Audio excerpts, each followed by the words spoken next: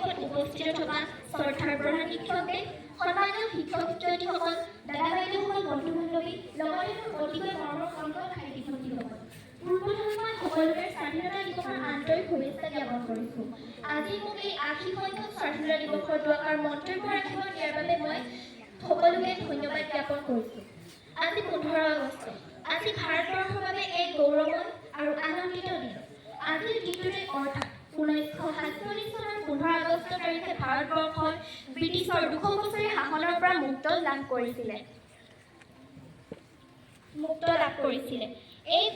এই মুক্ত লাভ কৰা ইমান সহজ নাছিলে। ইয়াৰ আঁৰত আছিলে আমাৰ ভাৰতবৰ্ষৰ মহান ব্যক্তিসকল, মহাত্মা গান্ধী, নেতাজী সুভাষ চন্দ্ৰ বসু, ভগত সিং, অসমৰ গণনাথ বৰুৱা, পিয়লি ফুকন, মণিৰাম দেৱান আদিৰ দৰে মহান ব্যক্তিসকলে নিজৰ পৰিয়াল এৰি পিনি আমাৰ দেশৰ বাবে জীৱন